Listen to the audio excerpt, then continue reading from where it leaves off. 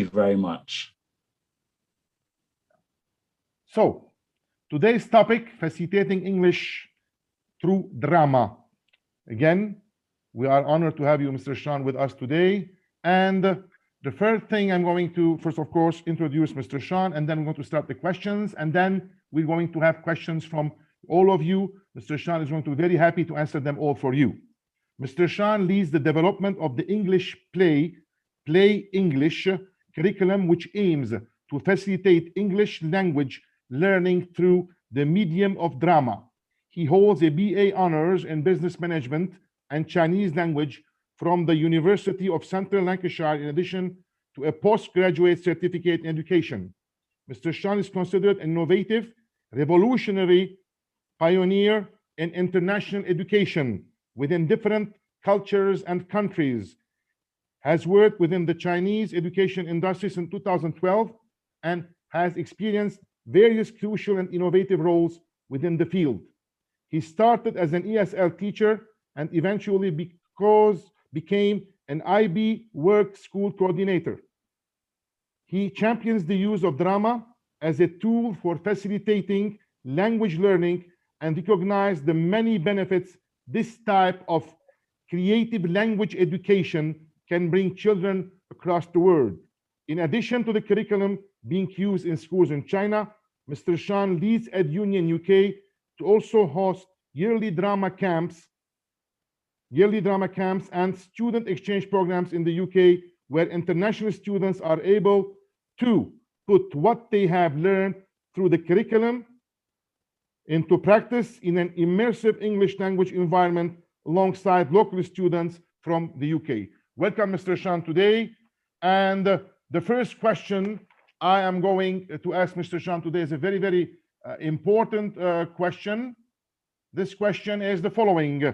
Today, Mr. Sean, all facilitators, all educators worldwide concluded that they are facilitators and not teachers, facilitating the inquiry and acquisition of knowledge and skills to our students to become lifelong learners, facilitating English through drama pedagogical approach that you established is considered a crucial pillar to launch this significant positive change in education.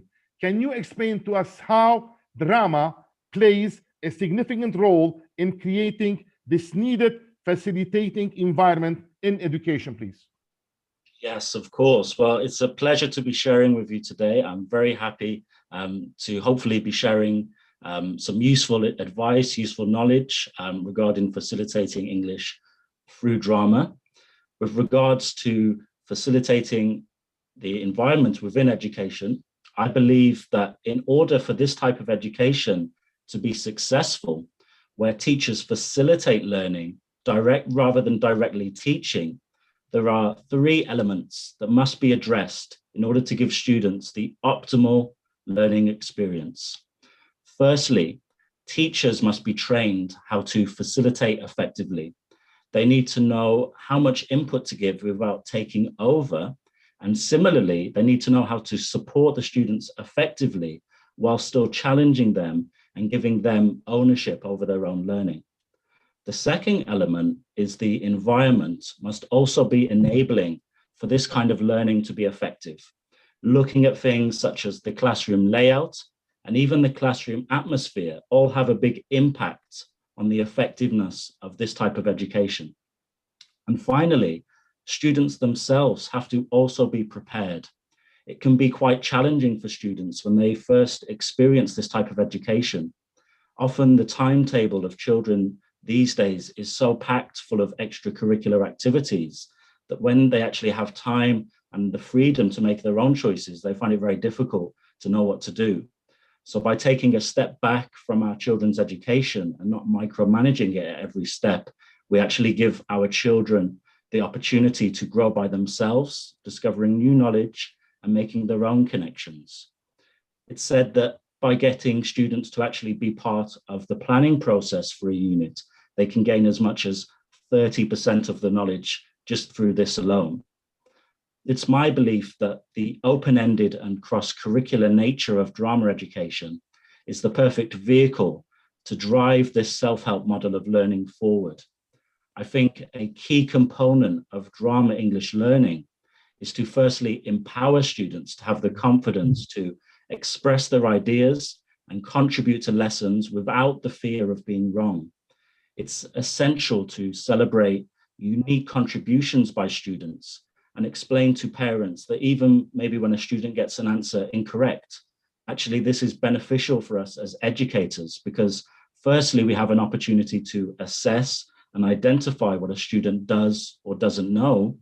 And secondly, we can then devise a strategy to ensure we have an opportunity to plug this gap in knowledge or increase this skill in an effective way.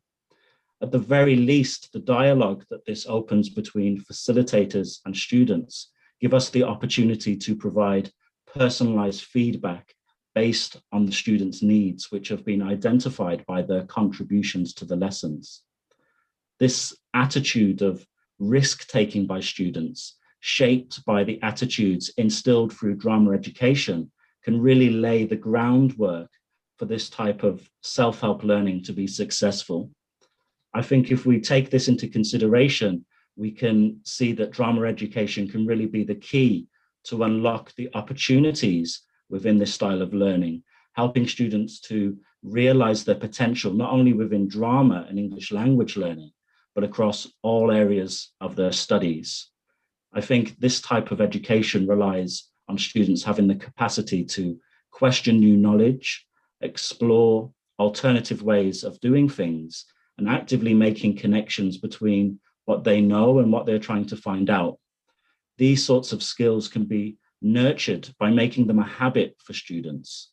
In order to do this effectively, we must change the learning culture within our classrooms. It's immediately clear to see from a lesson observation what happens in that classroom every day. There's no way to hide the classroom culture because it is ingrained in everything that the students do, in their attitudes, in their responses to questions, in their general learning behavior, which shows the importance of developing these skills daily through habit rather than through standalone activities. In terms of drama English specifically, our role as educators is to firstly develop our students' language abilities by exposing them to a wide range of situations and contexts for them to engage with. Once students have this background knowledge, through drama, we can then equip students with the ability to communicate their ideas effectively and ultimately empower them with the confidence to showcase their unique thoughts and ideas to the world.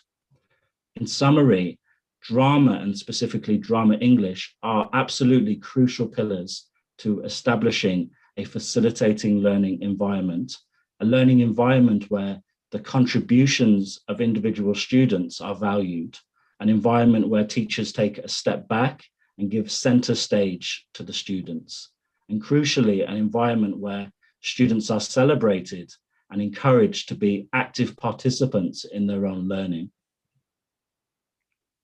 So as a conclusion, in order to do some facilitating, because nowadays we don't teach anymore, we facilitate the inquiry and acquisition of knowledge and skills to our students.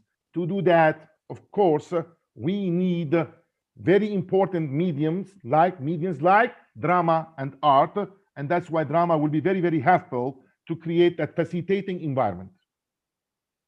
Can we state that that's the correct statement, Sashan? Yes, I think, as I said, it really lays the groundwork and it gives students the skills that they need in order to engage optimally within this facilitating environment. For sure, we can do it, but how can we do this optimally? And I think by introducing kind of the style of learning within drama education, we can really facilitate this optimal environment and optimal learning experience in a facilitating environment for students.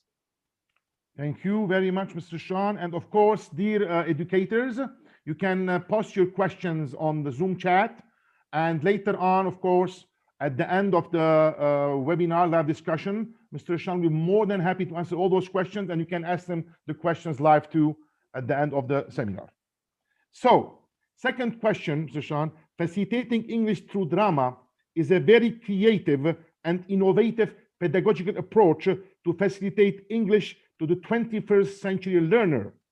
Please describe to us the main instructional strategies used to implement this revolutionary and needed practice that EDUNION established to ensure that our students are right for today and ready for tomorrow. Well, I think a vital component of learning a language is repeated exposure to unfamiliar words and sentence structures.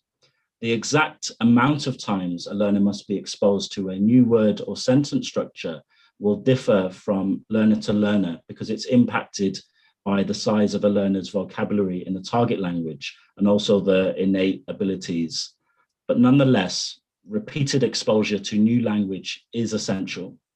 In order to provide our students with this exposure, we engage them in a wide range of multi-sensory activities where students are exposed to the words in different formats repeatedly to meet the needs of different types of learners.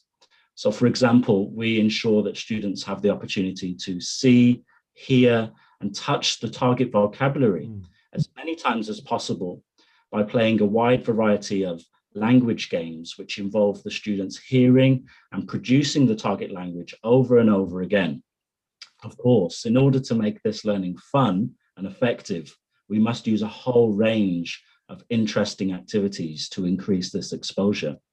One example of this type of activity is a simple language game called Four Corners. So this requires the students to visualize, say, and listen to the new target language repeatedly.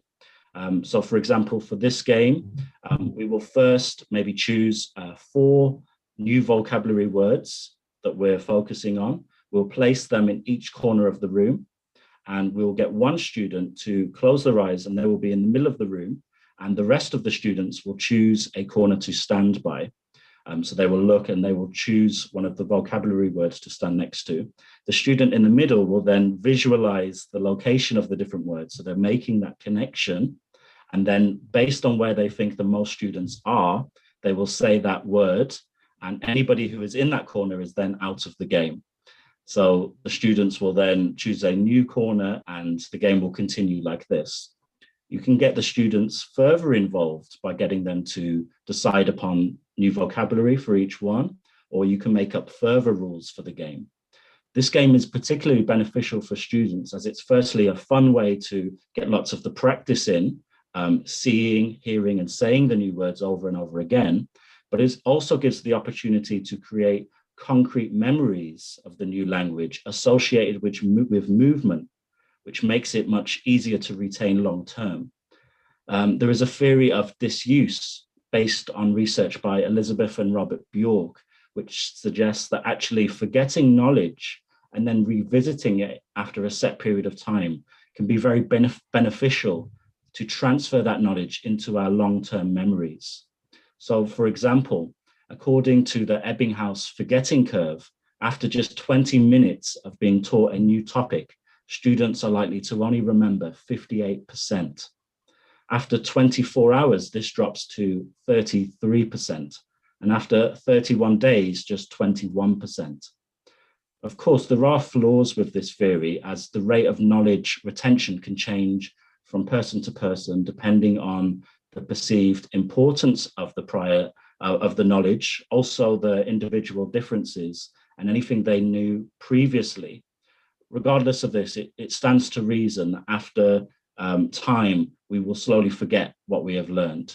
So to combat this, we follow a theory known as spaced learning. This involves us revisiting acquired knowledge after set periods of time.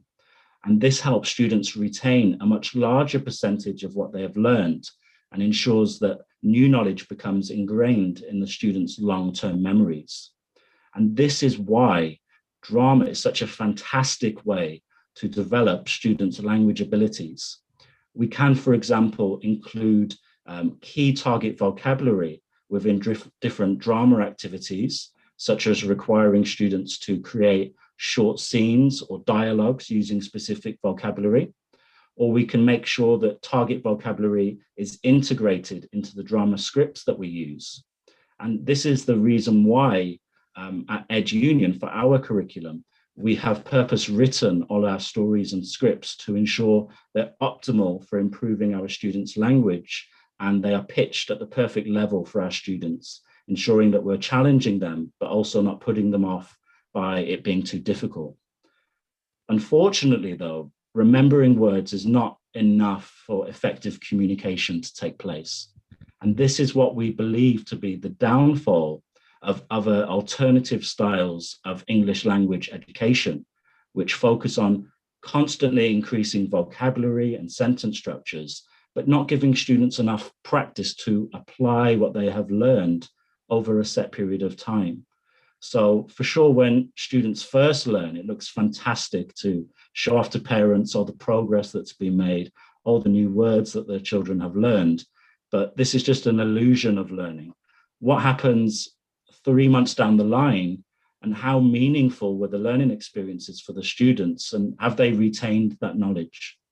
Students can have a very large vocabulary as well, but if they don't know how to express this in a meaningful way, it's not going to facilitate communication. And this is another key advantage of using drama, because we can actually manufacture learning experiences for students with real life contexts. And this gives the students the opportunity to make connections between the outside world and the classroom. And taking part in interactive and memorable activities, such as performing a play, ensures that students are not just using their mouths to convey meaning, but are using their whole bodies to communicate. And associating learning with memorable activities has also the added benefit of acting like a memory trigger point for the students in the future. So when they think of the play, they will also remember the language and the skills that they gained while they prepared for it. This kind of education is particularly powerful for learners who engage with different styles of learning. So maybe more for kinesthetic learners that benefit from a range of different activities based on movement. So it's really beneficial for different styles of learners. And by creating authentic experiences for students, we can actually expose them to a really wide range of language. For example, getting the students to take on different character roles. They will see how maybe our language and communication changes depending on the setting, who is talking, what their roles are. So for example, the way we talk to a friend will be very different than the way we talk in a formal setting. And by getting the students to take on different roles, they get natural exposure to these language nuances. Through drama, we not only give students the raw tools they need to communicate in English, but we can also give them the confidence to express themselves, combined with the practice that they need in order to excel. And this is another area where drama really helps with the learning process, is by motivating the students to learn, because motivation is absolutely crucial for meaningful learning to occur. By giving students the opportunity to be part of a wider community of students who are all in the same situation as them, collaborating together as a community towards preparing for a drama performance, can make this learning significant and memorable for the students. And I think it helps tremendously in terms of improving the learning effectiveness and also the retention of knowledge over time. Collaboration is another key element of drama education. And by varying group dynamics for a wide range of drama activities, we can actually help students to develop a wide range of skills, such as working together as part of a team, adapting to ongoing developments, and learning to take on a variety of roles within a group. Crucially, by giving the students the opportunity to apply what they are learning in a wide variety of real life situations, we can ultimately empower students and give them ownership over their own learning. In conclusion, I think that drama education is a natural companion of language learning, and many of the learning outcomes within drama education are really key to communicating and are aligned closely with language. So by learning a second language through the medium of drama, we can really speed up this language learning process greatly. Yeah, that means we can speed up at the same time, as you said, they will become a lifelong learner, because the problem that we're facing nowadays, okay, our students are learning any subject and like English, They're doing their exams, summative evaluation, summative assessments, which personally I'm against, and I'm sure you're the same opinion, but it's been going on for 200 years, so we cannot just remove it.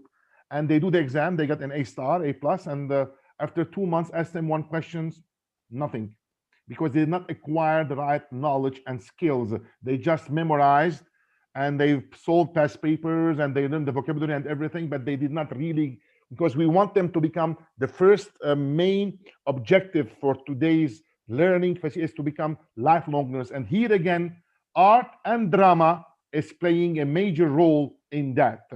Yes. And now I have another third question for you, Mr. Sean, please. The third question is, how can drama help teachers, we call them, of course, now facilitators, differentiate by environment, by product, by content, by process, and by emotion, knowing that differentiation is the primary foundation of the 21st century successful learning facilitating environment? Well, I think drama is perfectly suited to a differentiation model of learning because the complete process and classroom dynamics can be adjusted on the fly to meet the individual needs of students. Drama is a very flexible educational medium. For example, in our English Play English curriculum, we have a total of 28 original stories across 6 different language levels. And each story has been developed specifically to cover a wide range of themes, topics, environments, and characters, helping to expose students to a wide range of language. If you consider how this process could be adapted to meet any curriculum learning goals, and by how aligning those goals with drama, you can really give students alternative modes of educational input. I think by considering this, you can start to see the potential within drama for accelerating learning progress across multiple areas of the curriculum. This idea really lends itself well to the one subject code knowledge approach. To enable differentiation based on student needs, we may identify particular stories or units that would benefit groups of students depending on their learning goals or targets. For example, in our EPPE curriculum, as I mentioned, each story is differentiated based on language complexity and content. And although each story is aligned with a particular language level, we can actually rewrite stories at a slightly more complex or maybe a slightly simplified level to meet the needs of different students. Another way of looking at this is to consider if a student is struggling in a particular area, we can actually boost them up and supplement their learning by giving them the opportunity to explore this focus area for a particular story or drama resource. For example, in one of our high-level units at EDUNION, we incorporate science into the curriculum for a story about good and bad bacteria in the body. Students actually have the opportunity to learn about this topic naturally through storytelling. And not only that, but they have an opportunity to make this knowledge memorable and unique to them by taking part in a reenactment of this story. We're not just revolutionizing the input of information, but also the student output. And this is a key method we can differentiate product through drama. We can provide students with many different formats in which they can express their thoughts and opinions depending on their preferred learning and presenting style. In terms of differentiating the classroom environment, drama education is also perfectly suited to having a wide range of classroom dynamics.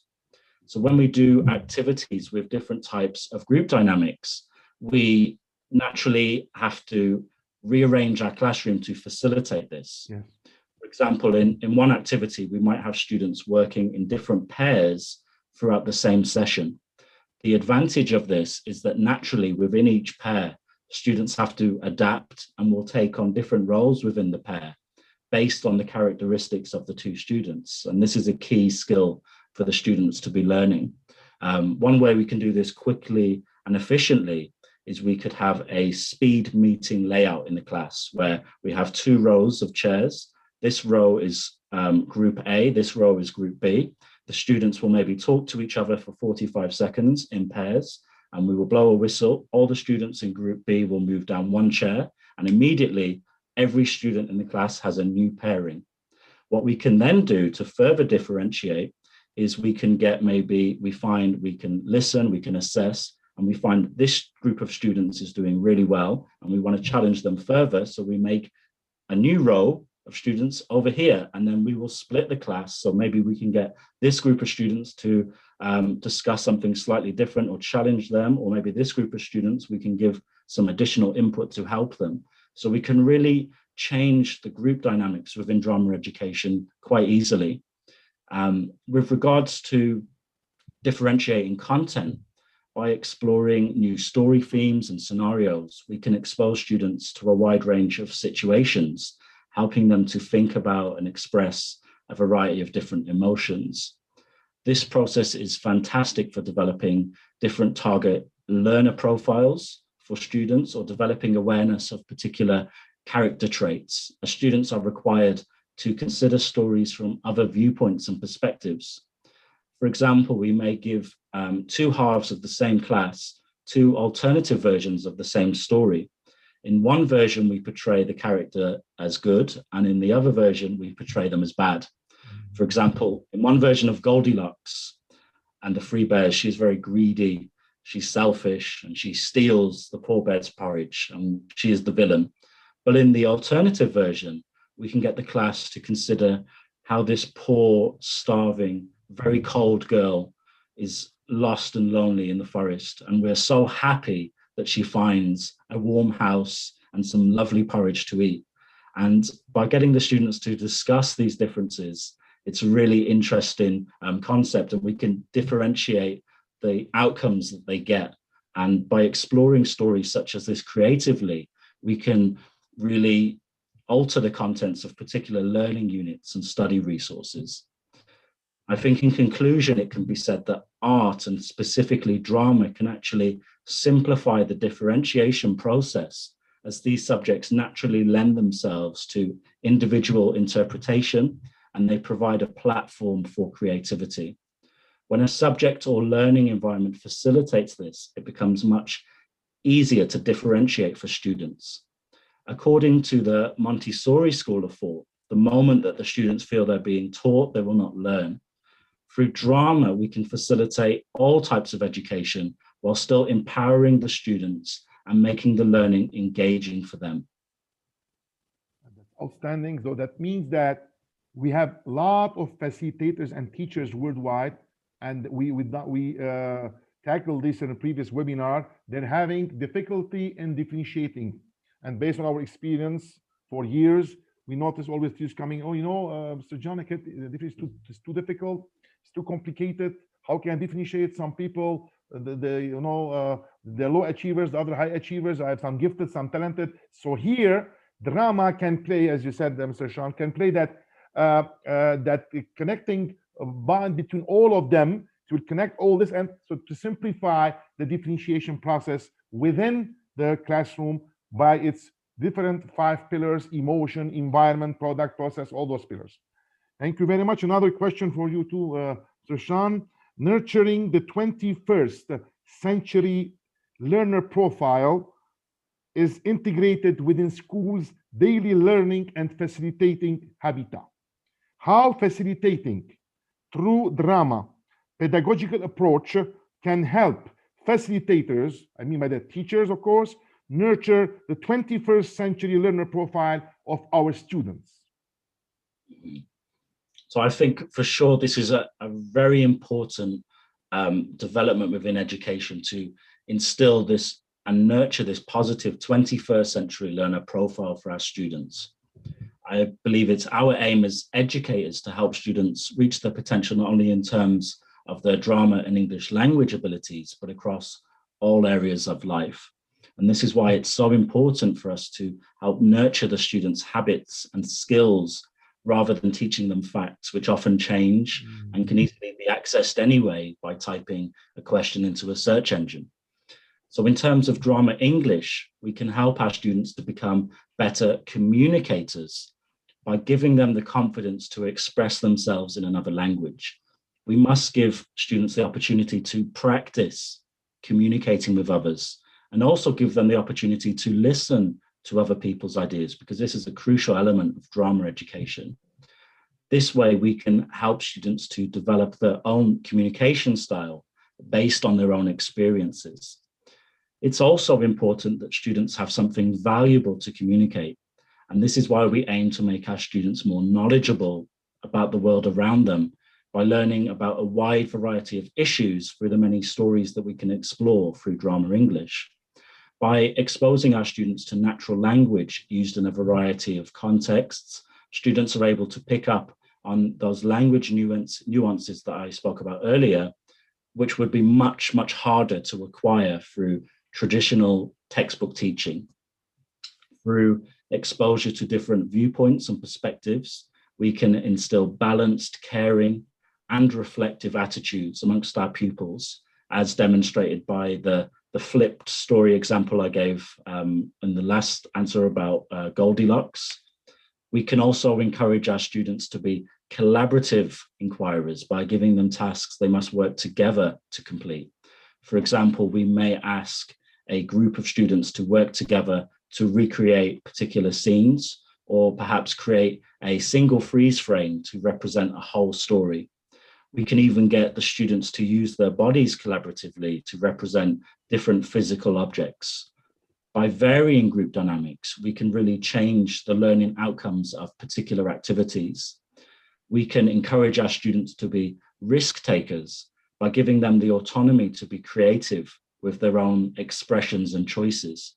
We should celebrate the unique contributions and encourage them to be open-minded with their creative choices. We can show them how important it is not to be afraid of making mistakes, and encourage them to think creatively about new solutions. For example, giving them the autonomy to portray a new character role as they see fit, or challenging them to create original pieces of drama. One example I really like is an activity called slow motion emotion. And this is when a student is required to use a body part one at a time to express a particular emotion. So maybe they will start by stamping their feet.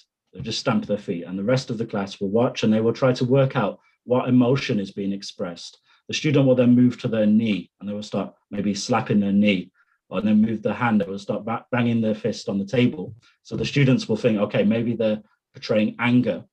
But what we'll do is we reflect as a class and then analyze maybe what other solutions there were, and also celebrate the original thinking. So this is a really valuable activity, as it firstly requires students to be creative, and then requires them to be reflective and collaborative as a community when looking back at the solution. I think this kind of activity really helps to demonstrate the versatility within drama education and the opportunities it presents in terms of developing well-rounded and balanced students.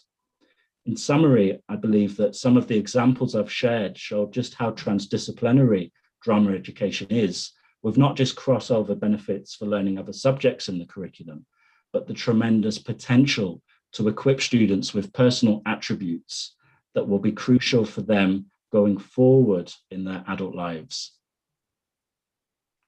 Thank you very much. It's a very important information we're getting here. Mr. Sean, another important question. Facilitating English through drama is considered a major role player to establish a student-centered classroom. Can you elaborate, please, about the different milestones leading to that significant role, please? So in my view, student-centered classrooms are essential for students to become expressive and natural communicators in a second language. So this perfectly illustrates the point I made earlier about the drawback of other types of English language acquisition, which focus on short-term output, but not long-term use and retention of language. I think a good analogy here is by buying a bouquet of flowers that look fantastic, but ultimately they are now dead and they will not grow anymore. And the alternative is you have seeds, and you plant the seeds in your garden, and they grow and they quickly outperform the bouquet of flowers that you had over time. They stand the test of time and they grow year after year. And this is what I believe that drama education can bring to English language, and also specifically by having a student-centered classroom, the benefits that the students have by optimizing class time, using lots of small group activities to make optimal use of the time. So for example, in a traditional style of education, we may ask one student to answer a question, but in a student-centered classroom, we can actually get all the students to discuss a particular question. Maybe one way we can do this is get them to discuss in small groups. And as a teacher, we will float around the classroom, maybe pretend to pick up a pen by this group, listen to what they're saying, listen to what they're saying. And immediately we have the opportunity to assess all the students, and we know what they do and do not know. We can then come to the decision as to what the next best steps are for these students in this situation. For sure, it is possible to pass on knowledge to students in a teacher-centered classroom with lots of teacher talking time. The issue, as I've explained, is how memorable is this knowledge going to be for students in the long term? Another issue is that when students are not given the opportunity to learn by doing, they actually haven't developed the skills necessary. As a result, when they face a similar problem, but in a different context or situation, it's actually very hard for them to transfer and crucially apply this knowledge in new contexts, because they didn't develop the learning connections when they first acquired that knowledge. So we must give students space and time to learn rather than memorize. And this all comes from the opportunity to practice.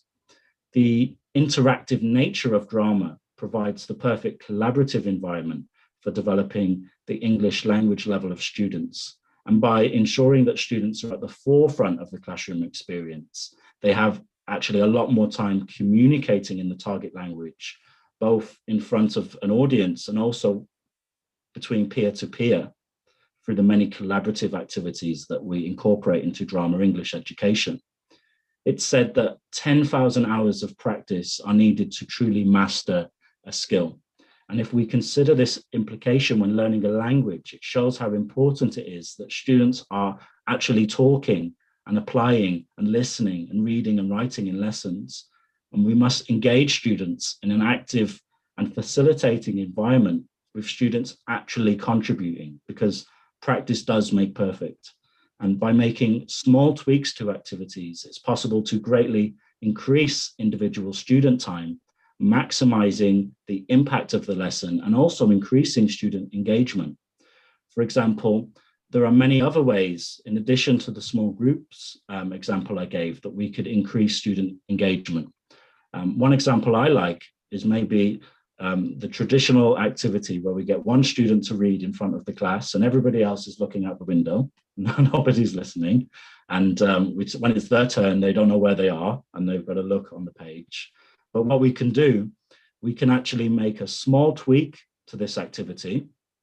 Okay, so to make sure that all the students are engaged, what we can do is we can give them a task to do. So for example, when one student is reading, all the other students, I want you to pay attention to any new words that we've learned today. And if you hear a new word, I want you to jump up in the air, or I want you to clap, or I want you to say the word along with the student. Or if we see a new character role, so maybe the name of a character or an animal, that all the students have to act like this animal. So you can see immediately how much more engaged this would make the whole class and how much more they would be looking forward to the next lesson. And I think, as I explained earlier, this extra motivation that students have is a key element of successful learning. Another example is the use of mini whiteboards. So rather than another traditional activity, we get one student to come to the front and write the answer. And that's great because we've spent maybe 5 minutes and all we know now is that one student knows. But we have a class of 30 students. We want to know what everybody knows. So we have mini whiteboards. We can get everybody to write their answer on the mini whiteboard and keep it to themselves. And after 15 seconds, we get all the students at the same time to hold up their mini whiteboards. And immediately, instantly, we know, okay, who understands, who doesn't understand. And then what we can do is we can meet the needs of these different learners. So for example, we can quickly assess what we need to do next. We might find that this group of students, they really understand this knowledge, and this group of students, they really are struggling. So what we might do is we may, as I said earlier, give this group of students an extra challenge. They can work independently, whereas with this group of students, I can give them some additional support and I can work along with them. We might find that nobody knows anything you spoke about, and then you know that maybe the way you delivered the information is wrong. Maybe you weren't clear enough. So it's fantastic to have this kind of environment within the classroom. And as a facilitator, at the end of every lesson, we should have a great understanding of the progress of each student within our class. And this gives us a starting point for the next lesson.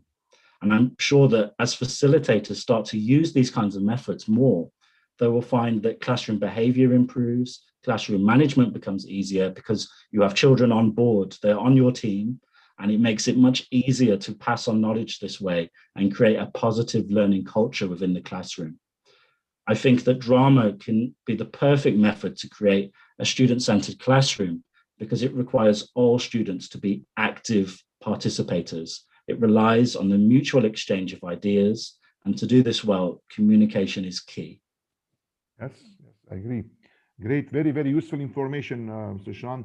A revolution in education, because using these methods of drama, not only we're simplifying the differentiation, not only we're nurturing the 21st century learner, much easier to nurture that, and at the same time, we are creating the real-life based learning within a student-centered classroom, which is a must today to have lifelong learners and not just a student that will memorize, and after 2-3 months they will ask themselves, well, what did we learn this year? I even forgot the topic. Yeah. So another important question, Sean, how and when EDUNION started its sacred mission of education worldwide, and what are the main pillars of its mission and vision within education? So we first began EDUNION in 2013 by organizing student exchange programs between schools in the UK and China. And since that time, we've organized yearly visits between schools, and we have set up long-term partnerships, ensuring that partner schools are aligned in terms of their philosophies and goals and are committed to a stable and mutually beneficial cultural exchange. As part of this program, students usually spend between 1 to 2 weeks visiting another school with their classmates and teachers. And for this type of program, we usually organize homestays for students so that we're able to create an authentic language and cultural experience where students are able to gain first-hand knowledge of an alternative way of living. Students stay with their host family, eating meals, going on visits, and also a key and very interesting component of the program is that students have the opportunity to attend their host partner's school for the duration of the exchange.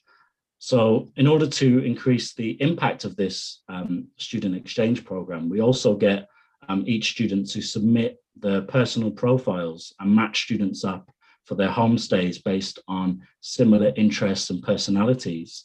And by doing this, we are providing meaningful and memorable opportunities for students that often stay friends long after the exchange program is finished. It's always fascinating to watch the initial interactions between students, and we've gained invaluable insight into intercultural communication as a result of this process. We discovered that the drama lessons that students attended in the UK in particular were an absolutely fantastic way to break down those cultural barriers and get students communicating and interacting with each other much more freely and, importantly, much more quickly. We found that some of the more introverted students really came out of their shell and almost became completely different characters. We really wouldn't recognize them. This type of drama education we found really disarmed students and immediately facilitated smoother communication. It's said that if a monkey could speak to a tiger, they could speak the same language, they still wouldn't be able to understand each other due to the cultural differences and the differences in perspective on the world. I think through drama storytelling, we can actually break down these cultural barriers and facilitate mutual understanding, respect, and ultimately cultural harmony. It was from this experience that we recognized the important role that drama can play in enabling students to make fantastic strides in terms of their English language development. We decided that in addition to our student exchange program, we would start to run annual drama camps in the UK. And this involved inviting groups of children from both the UK and China to attend the drama camps. And this was particularly important for us because it allowed us to create truly internationally collaborative projects, giving students from the UK and China the chance to become classmates and not only live and play together, but exchange ideas and ways of thinking within the classroom. We continue to do these drama camps, both in China and the UK.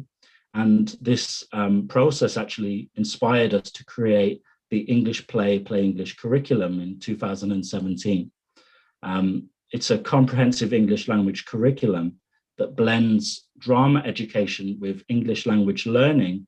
And we have ready to be taught resource materials for schools, beginning with our specialized early years program, all the way up to classroom resources for students up to 16 years old. As I said before, it's our aim at EDUNION to help students not just reach their learning potential in terms of their English language, but to give them these skills and learning habits that they can take through into other areas of their studies and also into their adult life, becoming lifelong learners. We believe that through this type of drama English education, we have the power to make this a reality. And we know the benefits that students enjoy from this type of curriculum will not only make them more effective students today, but more prepared human beings for tomorrow. It's very, very important. And really, you're doing great, very important, playing a very important, let's say, crucial importance and crucial role in really educating and creating cultural harmony, creating all those learner profile traits, creating bridges between different cultures. So drama is nowadays within art a very important and crucial pillar in education. And you witnessed it, you established it, and you are witnessing it every day. And continue this very, very important mission of education. As we all know, we are the forgotten missionaries of a sacred mission that very few believe in anymore. And they forget always that we are education. We are the last stronghold between auto-destruction and humankind. If we're down, it's the end already. Unfortunately, not everyone is backing us up. So continue the hard work, and we are all here to back you up, Mr. Shan. So another question. Today, as we all know, STEAM's education is considered the backbone of any facilitating and learning environment. What was the major plus added to this environment by establishing drama as a significant foundation for reinforcing this environment? Well, I think that the cross-curricular nature of drama can actually have outstanding impact, not just within English language learning, but across all areas of a curriculum, including STEAMs. So, for example, students can engage in any subject matter through drama resources and activities, not just related to language. Imagine a curriculum where students learn about a topic through stories and plays rather than through textbooks. It only needs creative minds to develop resources such as these, adapted to meet a much wider audience of students for a much wider curriculum scope. Imagine the benefits of introducing a topic through story and inspiring students to engage with the intended learning objectives that way. By doing this, we could create a natural interest in what we are learning and ensure that students are curious and motivated to learn. Imagine a curriculum where students present their knowledge through drama. Why do we only have to present knowledge in the traditional formats? In the 21st century, we are increasingly recognizing and celebrating the unique and individual characteristics of all of us, of our students and our teachers and everybody in our society. We must celebrate this uniqueness. And what better way of progressing this idea than reimagining the ways, not only in which we obtain information, but the way we pass on and share knowledge in the classroom. This type of education can bring fantastic benefits to different styles of learners, or maybe perhaps learners with difficulties expressing themselves in certain formats, but who are in no way less capable than their peers. I mentioned earlier how one of our units at EDUNION explores a science topic where students learn about good and bad bacteria in the body. Imagine how we could incorporate drama into other areas of the curriculum and how meaningful that would be for students. As adults, we are constantly required to present information and communicate our ideas clearly. By giving the students the opportunity to practice this skill within a wide range of contexts, we can set them up for success in the future, making them more flexible and adaptable to a wide variety of situations. I believe that drama is a crucial medium that can link and facilitate learning across all areas of a curriculum, including STEAMs. Great, yes. So as you see, dear colleagues, drama is playing a major role in all different pillars of education, including STEAMs education, which is today the basis of learning by doing and the basis of real life-based education, and even the basis of the benchmark of horizontal integration, which is the one subject called knowledge. So drama, as Mr. Sean agree with me, of course, and he said it already, can say bluntly, that's one of the pillars of the future and the present, which is one subject called knowledge. Can we say that bluntly, Mr. Sean, that it's one of the pillars of one subject called knowledge, drama? Yeah, I think it can come into any curriculum. It can come into any subject. I think it is so adaptable, so flexible. And as I said, it can even be adjusted on the fly. So once you're in that, for example, we're in a history class, we can bring drama elements into that history class. We can bring them into technology, not just maybe through introducing that topic, but maybe through presenting that knowledge in a way, or maybe the way we teach that topic or facilitate the learning within that. It has so many different uses, and it's very adaptable style of education. Thank you very much, Mr. Sean. Another important question. All educators worldwide believe in real life-based learning, and your generated pedagogical approach is considered the primary catalyst leading to real life-based learning. Can you please explain to us the importance of real life-based learning today and how drama can help schools reach, as we said, the benchmark of real life-based education?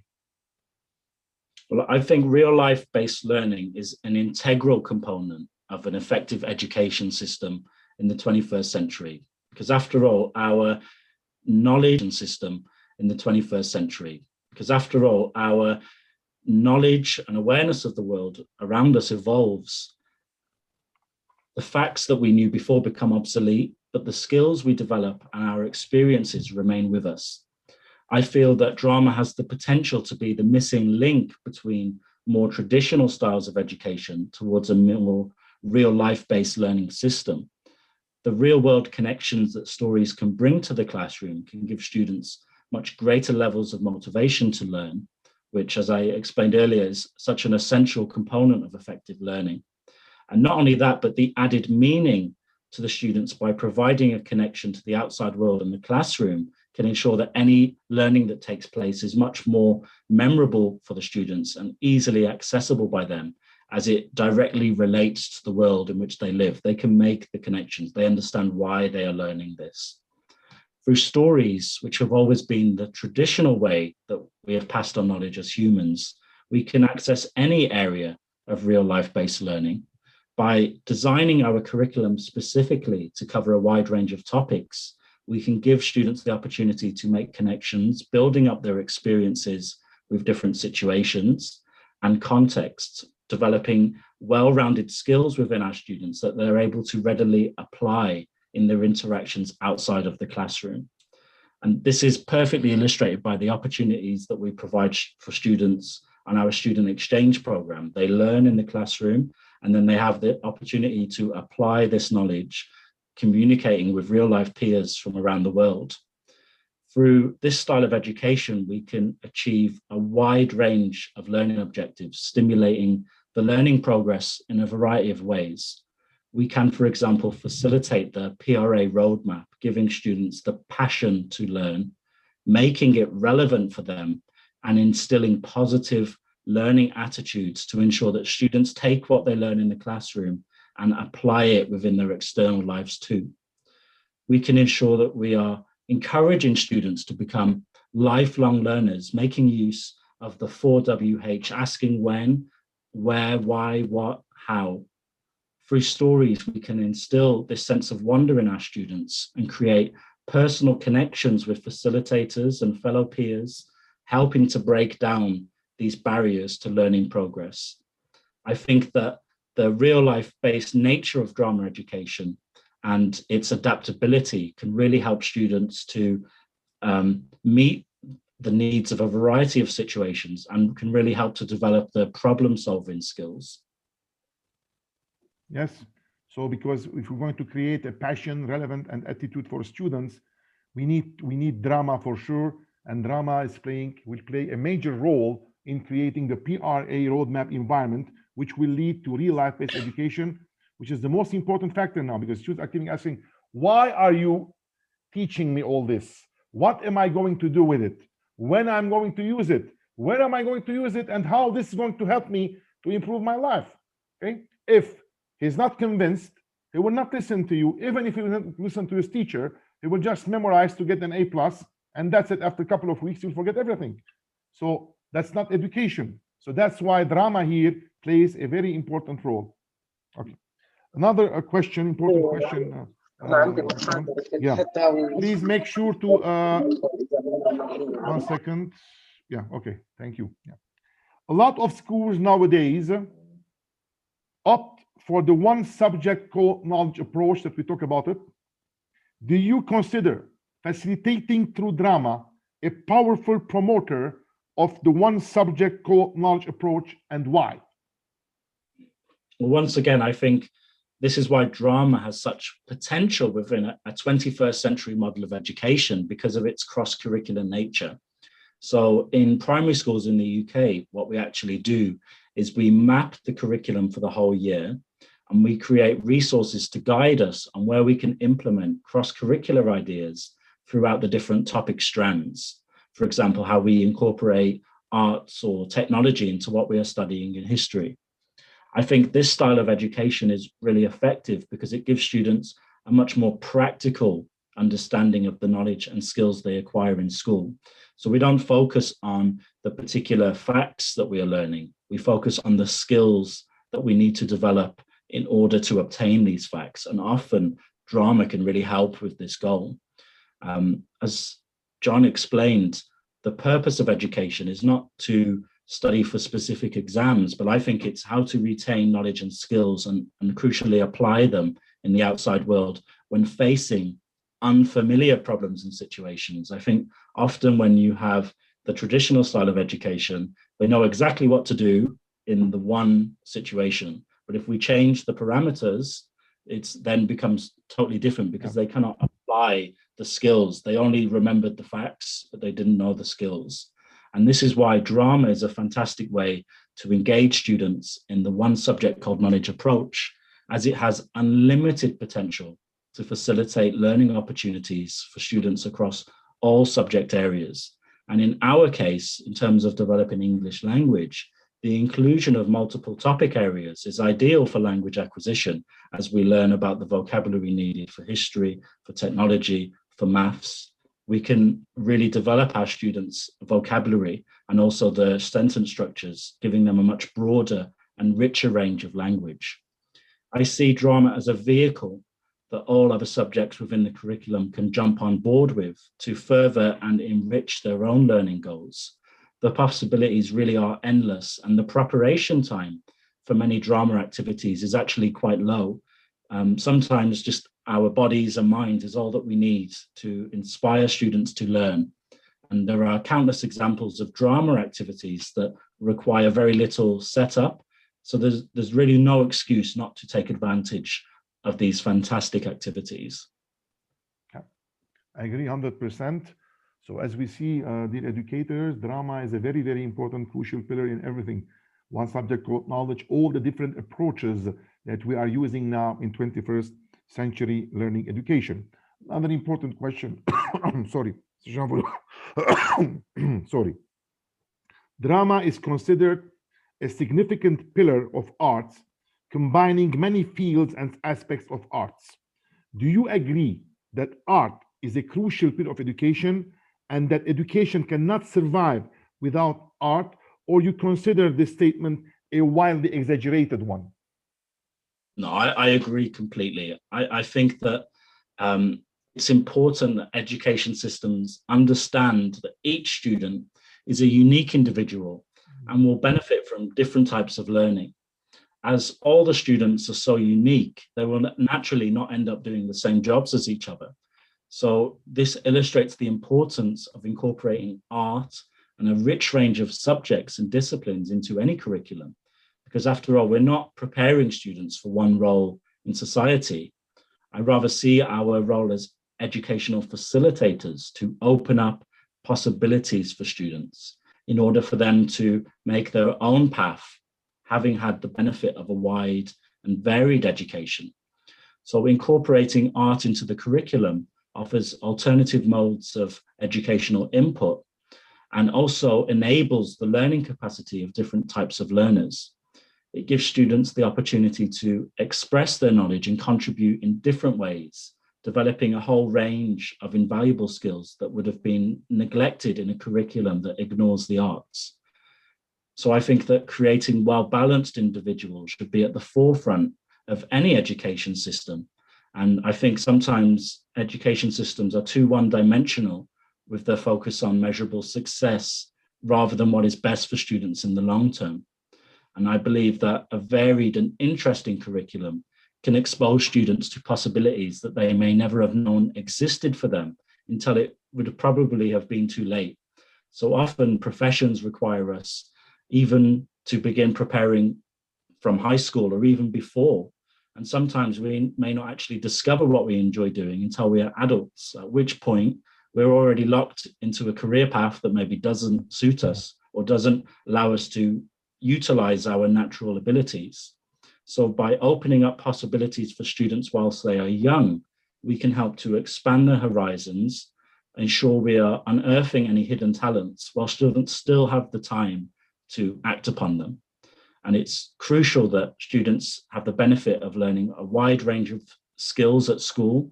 They learn how to ingest new information from alternative perspectives and viewpoints. And I don't believe there's a better way to do this than learning through the arts. And that's why when we started 10, 11 years ago, I remember with STEM education, and after 2, 3 years, we missed something, it's not working well enough. Oh, the famous A, art is not there. So without art, you cannot do it. Where's art? Because art is going to give you the flavor, it's going to give you the real environment that will link to the real life education, especially with scientific subjects. Yeah. Another question, Sean, classroom without borders is considered another pillar of 21st century education. Do you agree? And if yes, what are the different approaches generated by facilitating English through drama methodology, helping to establish borderless classrooms? I think Classroom Without Borders is absolutely one of the key pillars of 21st century education, and it can be easily incorporated as a key learning outcome within Drama English. So through Drama English, we give students a window into the world, not only outside of the classroom, but into the wider world. Through exploring and reenacting stories from across the globe, we can give students invaluable insights into the traditions, history, and culture of humans from around the world. By giving students this opportunity to explore new languages, new ways of thinking, new perspectives, we can really expand their horizons and open up these new possibilities for them. Personally, at EDUNION, we support the development of the Classroom Without Borders in several key ways. Firstly, as facilitating language learning is a key outcome for us. The natural progression of this is our student exchange programs, where we give students the opportunity to apply what they are learning in their interactions with real humans on the other side of the world. We actually extend this impact by hosting annual educational forums between teachers from these schools. So we give the teachers a platform to facilitate and share their kind of best educational strategies, exchanging ideas. And we're really proud of these cultural exchanges for the improvement of education worldwide, creating mutual understanding, not just between students, but between teachers and senior leadership teams, directly having an impact on the next generation. Our international drama camps are also a fantastic showcase for these borderless classrooms. By combining classes from different countries around the world, we create unique opportunities for students to collaborate together. And I'm sure that the students that have taken part in these programs have gained new ways of thinking and new ideas by watching and witnessing students from how do they do it in China, or how do they do it in the UK? And I'm sure that they take this into their own lives as well.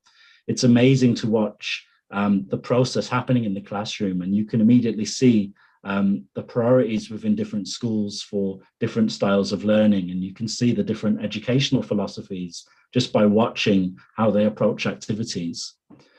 Our most recent innovation is our use of what's called a dual class teaching method. So we've tested this extensively, unfortunately, over the past 18 months due to COVID. We would like to have tested it before, but we've had a great opportunity to facilitate this type of offline teaching. And the dual class teaching method involves one expert facilitator working online. But the key difference here is usually when we teach online, we can only teach maybe 1 to 6 students, and the activities we do are very limited. So what we do is we get our online expert to collaborate with a local facilitator. The local facilitator takes responsibility for classroom management, assessment, and maintaining the flow of the lesson. There's several advantages to this, but in terms of educational value, it allows us to bring world-class teachers to any location in the world while still retaining all the benefits of traditional classroom teaching. And I think this is a true representation of a classroom without borders. Finally, by providing our curriculum to schools around the world, we can help to share the benefits of facilitating English through drama, ensuring we're creating a worldwide community of educators that are preparing their students for success in the future, a success which places emphasis on the personal qualities that we all have and celebrates unique contributions from students. By ensuring that students have the opportunity to learn about the world through story and drama, we can humanize the learning process and create a harmonious future for the next generation, a future where empathy and respect are key pillars of our society. Thank you. Really very useful information you're getting here, really, for all our educators. And we have another question, and then we're going to open to all your questions. And there are some questions already in the Zoom chat box. So the last question, Mr. Sean, is what are the current achievements and contributions of EDUNION within the sacred mission of education? If possible, give us a brief about the future project of EDUNION that will reinforce 21st century education within future generations, please. Well, I think our biggest legacy in terms of our achievements is the creation of our EPPE curriculum. Our mission at EDUNION is to use drama education to facilitate the development of young people's language skills throughout the world, giving them the confidence to express themselves. The creation of our EPPE curriculum. Our mission at EDUNION is to use drama education to facilitate the development of young people's language skills throughout the world, giving them the confidence to express themselves naturally and creatively in a second language. Our curriculum is based on the Common European Language Framework, and students are able to start using it from 4 years old up to 16 years old throughout the different language levels. Each unit is based on a bespoke drama story and script that were written by our drama and crucially English language facilitators who understand how students acquire language and engage them in a wide range of drama activities where the students have the opportunity to apply the language they've learned creatively and meaningfully. We aim to empower our students to be creative thinkers and contributors by showing them the importance of having the confidence to try new things, being brave, being risk takers, and not being afraid of making mistakes. By giving our students the opportunity to think creatively and providing a nurturing and an enabling environment, we give them the platform to express their ideas freely. At the moment, we are supporting schools in China to help them deliver this type of education to their students with our online resource website. And through our website, we were able to provide schools with step-by-step English language and drama lessons for teachers to use. These include a comprehensive range of support materials, including multimedia visual guides for teaching each lesson, as well as a full range of teaching resources and home learning support.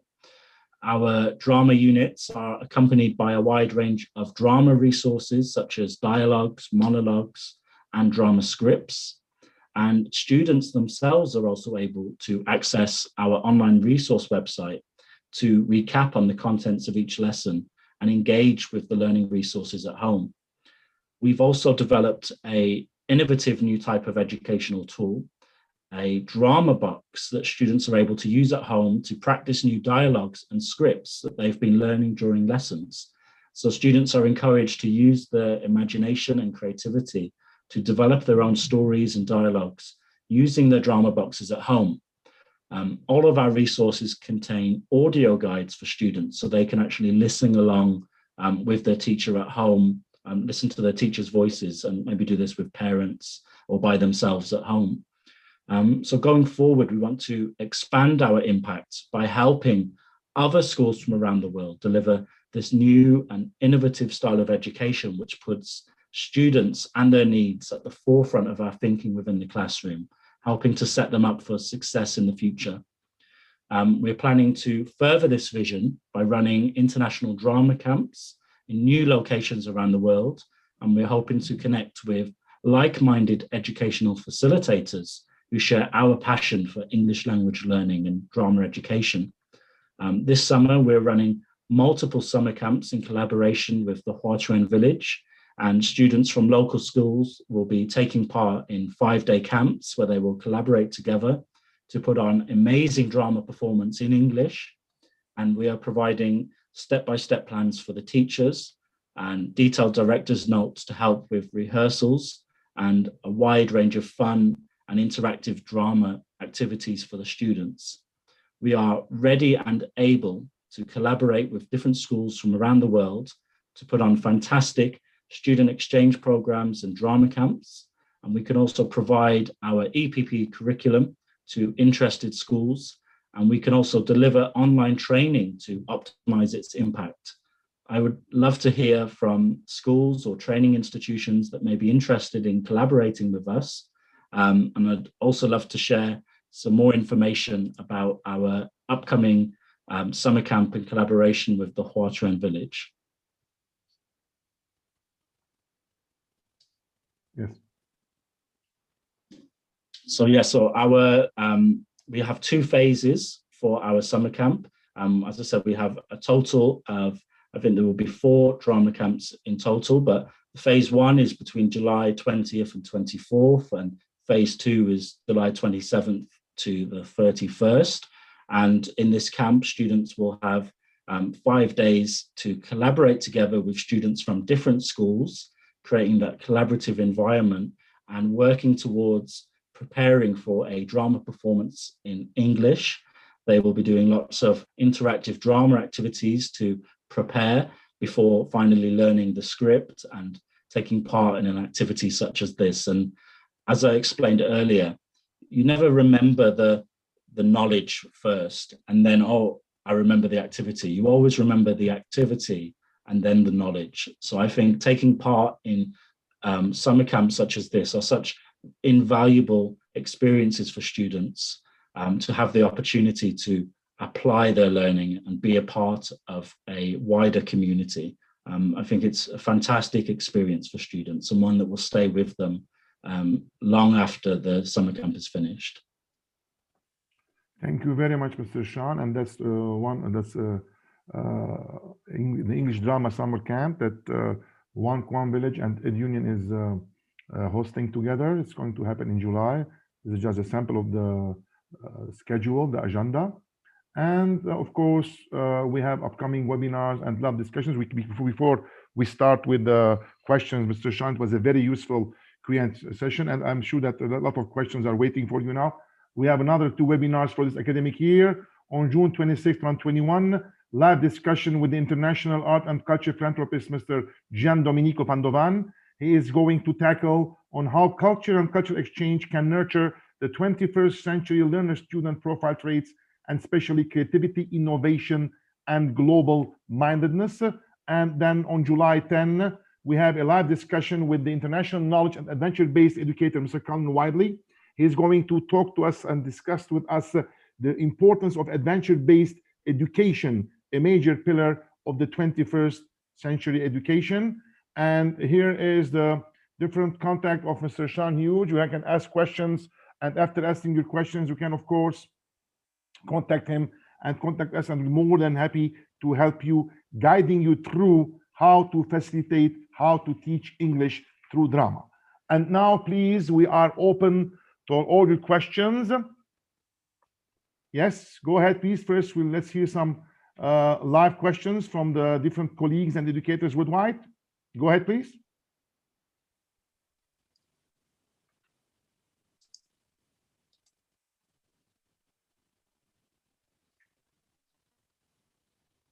I think we have some questions in the chat, don't we? Yes, I will get them now, the chat box.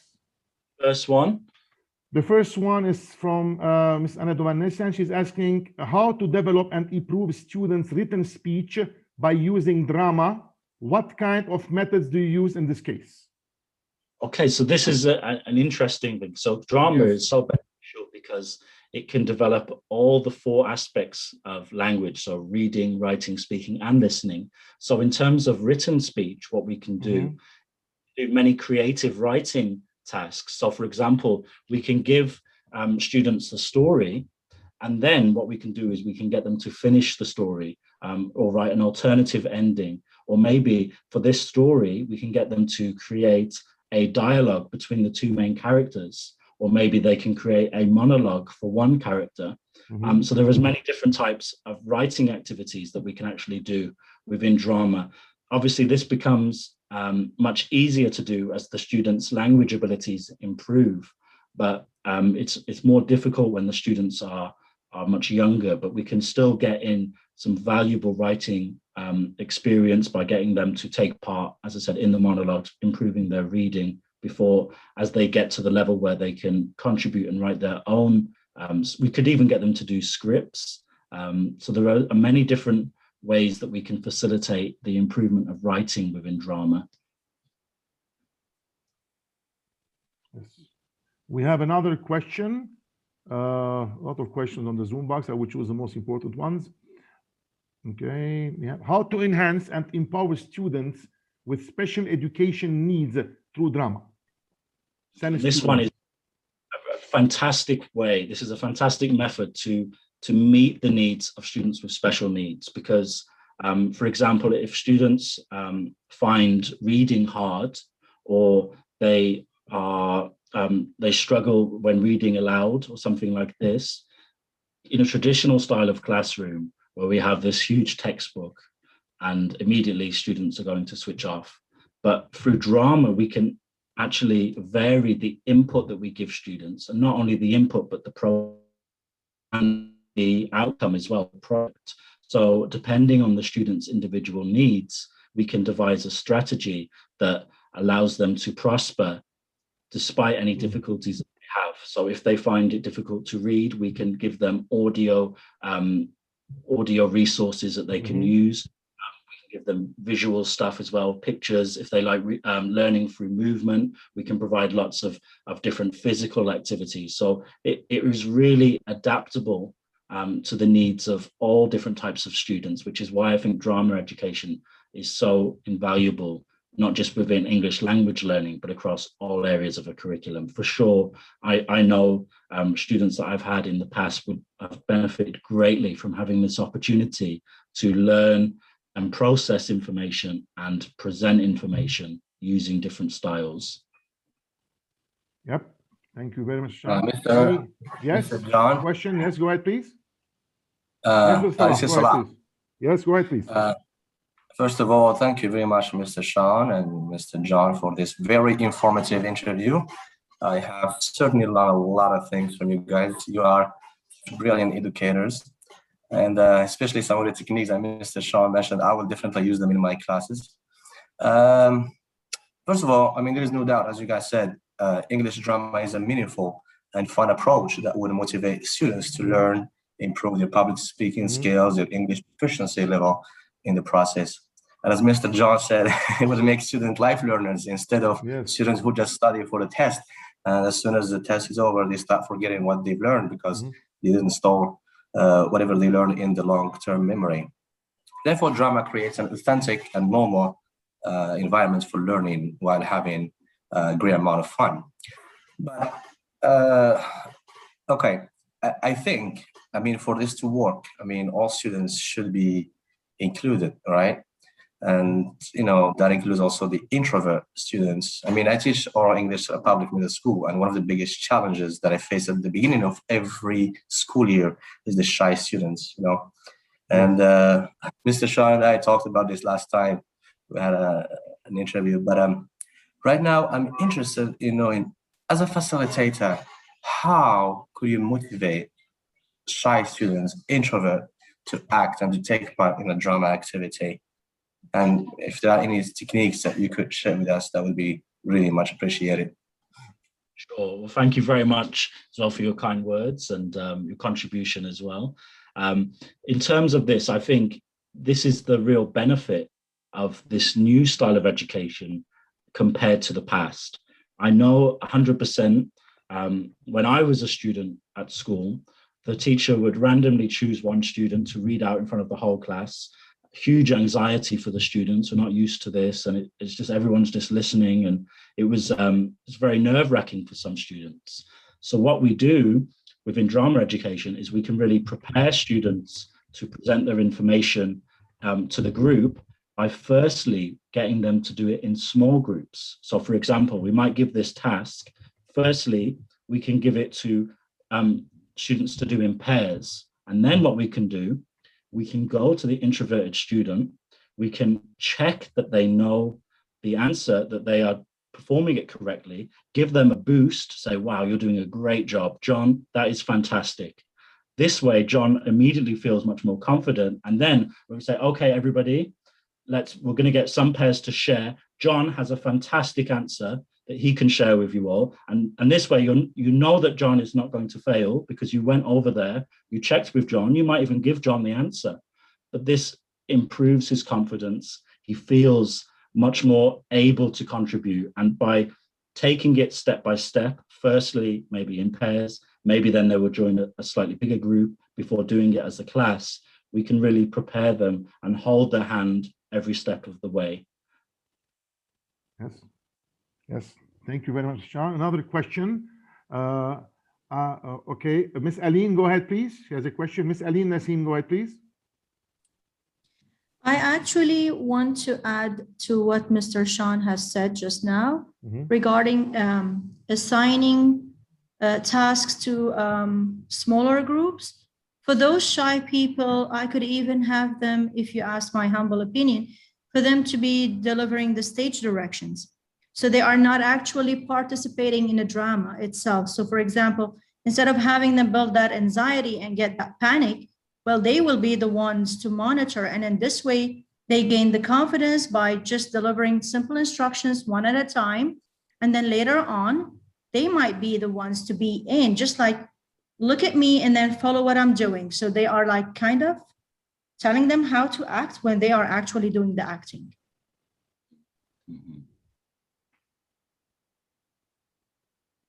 Yes, brilliant. I totally agree. It's having that progression, isn't it? From not participating to participating in a limited way, and then progressing to participating fully. Yeah. Yes. Okay. Thank you. Another question. I'm wondering how this approach translates to film. How can film and the audiovisual medium facilitate English learning and teaching? Well, I think that in exactly the same way that drama can do it. I think there is a lot of similarities. Yes. Yes, yeah, lots of similarities we can do it, but by actually filming the process, because drama and this style of education is so adaptable. It's not just within film, within any subject, we can include the learning objectives. So for example, if in film we want to include some, I don't know, some stuff from history, we can include those learning objectives into that film task for the students. So they're creating historical film, or they're creating film, maybe they're creating a biography. So they have to learn about this engineer, or they have to learn about this mathematician. So by adding in the extra learning outcomes for students, what we expect them to be able to get from this project, we can actually adapt any activity to include multiple learning goals. So for example, in the drama classroom, how I explained earlier, how we get different group dynamics, we can actually just change the learning outcome by doing that alone. Never mind adding in other learning outcomes from other areas that we can incorporate into the learning. Great. Excellent. In drama, in general, you know, because at the end of the day, we need to do some summative evaluation, unfortunately. Another question here. In drama, how can we evaluate the students' progress? So the drama is not just about always the performance. Sometimes the drama can be a fantastic way to introduce a topic. So it can be a learning provocation for the students. So sometimes we may just use the drama element for introducing a topic. Other times, drama could be the process. So we introduce the topic, and then through the drama activities they learn. And then at other times, it can also be the product. It can be the output. So what we can do, instead of giving students the script, we can tell them, okay, we want you to make your own performance. I want you to present this information, and then you could create your own rubric or assessment system, what you want the students to be able to achieve, what you want them to be able to perform, to say. You could also do it through maybe live interview, like we're doing now. There's many different ways that we can produce our information. The student output can be adjusted, and all we need is to prepare these rubrics which have clear descriptors, what we are looking for each learning outcome. And we can absolutely do this through drama. It's not always just about the written test, but we can even do this through drama as well, because we can get students to write something down, to create their own story, create their own script, and we can assess them based on what we have given them to do, the challenge we have set for them, how well they have been able to meet this learning outcome through the performance, through the product. Any other questions from the audience, from the educators or fellow educators? Please raise your hands and we're more than happy to answer them. Any other questions? Because we surpassed the time already, but we are ready to answer the questions. Mr. Sean is here to stay here for 10, 15 more minutes and answer all your questions. Any other questions? Please see in the Zoom box.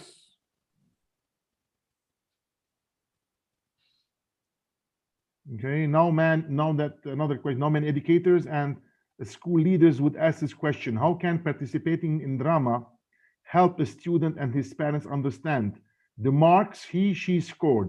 How are the marks generated? Unfortunately, we're still controlled by such rigid rules, marks identifying our level of education. But till this mindset are changed, we are forced to provide, as you said, Mr. Shan, to provide the rubric and success criteria. So how do we break down the marks based on the skills manifest in the drama those students took part in? Same question like before, but in different aspect. As I said, unfortunately the parents' mindset and the mindset of the different pillars of our society is always how much you got, 9 over 10, oh, 10 over 10. That's all they see, unfortunately, but they don't see really the real importance that his son or his daughter, this did he acquire or she acquire the right knowledge and skills to face the 21st century challenges? They don't ask that. Did he get 10? Did he get 9? That's all they're concerned about, unfortunately. So how do you think we can change that mindset, Sean? It's progressive. I think it will take time. Yeah, well, I think even when we face a situation like this, there is a requirement that the student's output is in a traditional format that we can score. It doesn't mean, as I said, that the introduction and the process has to be done like this as well. If a school or a parent's not willing to go all out in this style of education, at least I think you can see the benefits of introducing and learning through this education. Even if the output has to be the same, we can actually get students interested in the topic, give them these experiences, give them the opportunity to practice, and I'm sure their scores will improve by learning in a way that's effective for them.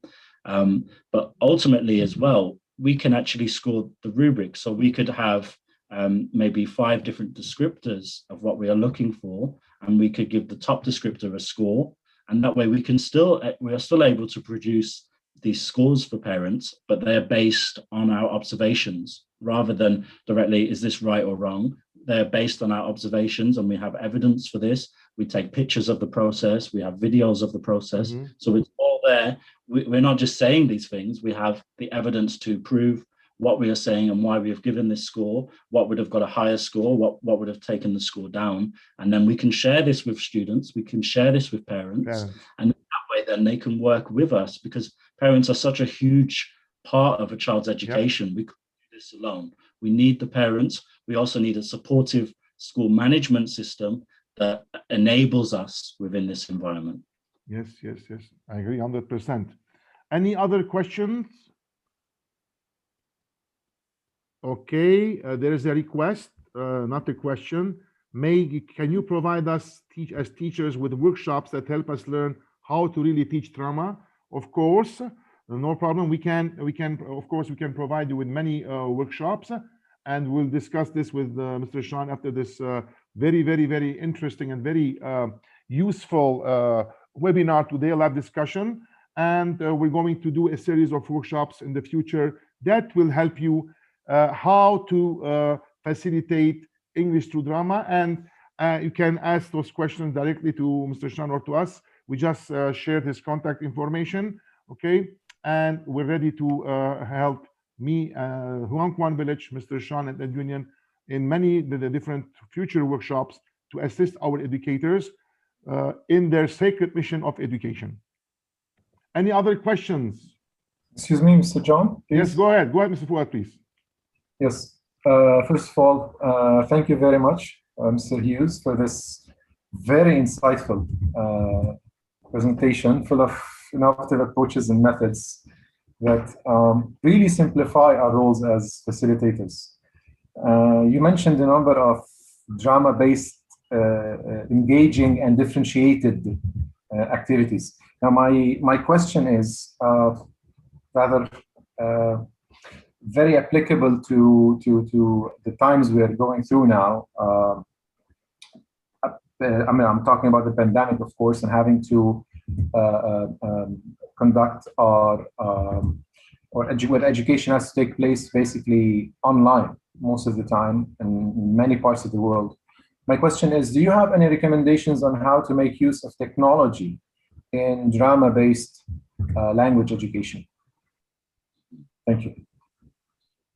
So for sure, what we do, so we have our schools in Beijing which use this curriculum, and an interesting concept that they did, which I really like. So for the final product of a learning unit, what they did is they filmed the students performing the play, and they made an animated version of it. So they animated it like a cartoon. So the students are there and they're performing, and they were able to then take this home, and they were so excited to share this kind of educational product with their parents, with their family, and having this profound experience, the sense of pride, that they learn something, that they presented this information, and this is the product that they can take home and share. It's the same, like the same concept as when we go to a theme park or anywhere else, and we want to take the picture of the learning. But for students themselves to take that much pride over their learning is fantastic, and I think it helps to show the role that technology can have. Filming these performances, filming the monologues, filming the dialogue. So for example, as I explained earlier, we have the drama box. So by getting the students to maybe enter their own competition or showcase their own unique monologues or dialogues that they made using the drama box and filming these and sharing this within the community, we can, because ultimately, as I explained, it's that practice. So by increasing the practice, increasing the students' motivation to practice, 100% the skills and their achievements will improve over time. Another way that we use technology, as I explained, the students also have an online resource. So for us personally, we have online resources for our students, and we pre-record. So for example, in a particular lesson, if the students are learning 15 words, what we do is we record the 15 words to go along with a flashcard. And then when the students are at home, they can play the words and they get the benefit of hearing the teacher say the words, saying it accurately. Maybe this also the same for the monologues, the dialogues, we record them so the students can listen along to at any time at home. And this is, sadly, many parents don't have the time to spend with their children to do the practicing at home, but this actually solves that issue as well, because it takes away the burden from parents. Parents can also obviously get involved, but students are able to practice by themselves and learn at home through the impact of technology. So I think technology absolutely has a key role to play within education, especially going forward from now and going forward as technology advances. There are so many ways that we can implement technology to improve the learning input, the process, and the output for students. Thank you very much. Any other questions from our colleagues?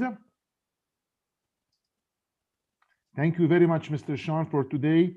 And after all the fellow colleagues and educators, fellow forgotten missionaries of the sacred mission of education, that we all believe in it very, very strongly, and we want to reach there, because we are the last stronghold between humankind and construction. After this exclusive and very crucial live discussion with our great guest, International Education, that we thank him again, and we're honored to have him today. We all ask of us the following, all of us, we all ask the following question: how can we facilitate today without real-life based learning and facilitating? How can we facilitate today without passion, relevance, attitude? How can we facilitate today without answering to our fellow students that are the future leaders for a better tomorrow, the why, the how, the when, the what? How can we facilitate today without reaching the benchmark of horizontal integration, which is the one subject called knowledge? How can we facilitate today without student-centered classrooms? How can we facilitate today without being able to simplify the differentiation process? How can we facilitate today without STEAM education? How can we reach our students' heart? How can we create in them the creativity, innovation, opening them all those different learner profile traits without the classrooms, without borders? Of course, we cannot, but we can do it. And that's why we need arts as the medium and the booster, and specifically drama, to establish this 21st century lifelong learning habitat. So let's together, with all the different methods that we have, let's again reinforce art, reinforce drama to break all the different bricks of this wall, and we can be able to facilitate today within the 21st century learner profile and learning approach. Thank you, Mr. Sean. Thank you, dear colleagues, and see you on June 26th with Ms. Gian Domenico Pandovan to see how art and culture can help students, the creativity, innovation, and the different 21st century learner profile traits. Thank you very much, Sean. Anything else to add today, Mr. Sean? Please go ahead. Thank you very much, John, for giving me this opportunity to share today. It's an absolute pleasure to be sharing ideas with people from all over the world, especially during our current time where we are all restricted. I would love to do this event in person. Maybe in the future we can organize this, and it would be great to meet you all in person. But I really appreciate your time today, taking the time out to come and listen about the latest innovations within drama English education. And I sincerely hope that it has been beneficial for you all, and that we will all at least take something from today. So yeah, thank you very much once again. And I hope you all have enjoy the rest of your weekend. Any other questions? Because I saw some people, they want to ask questions. Please go ahead. Mr. Sean is always here to help. Any other questions from our attendees, our colleagues? Any questions? Please go ahead. No questions. Thank you, Mr. Sean. Thank you, all of our colleagues. It was a great pleasure and honor to have Mr. Sean and to have all of you together with us. And thank you, One Kwan Village and EDUNION, always supporting education, always being a hub to support education. Thank you, and God bless you all, and see you in our 11th webinar on June 26th with Ms. Giandomenico Pandovan. Thank you very much, and see you soon. Goodbye. Bye, everybody. Bye.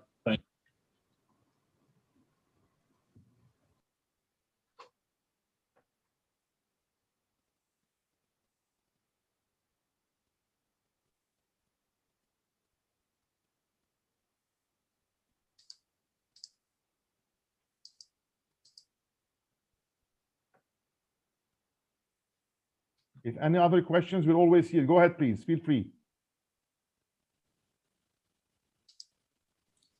Okay, so can I ask a question? Yes, of course. Go ahead, Ms. Aline, please.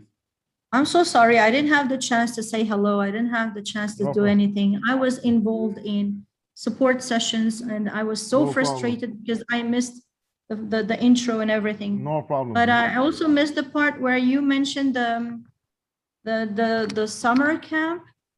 Is it going to be virtual, or would we have a chance to know what goes on there? Go ahead, Mr. Sean, please.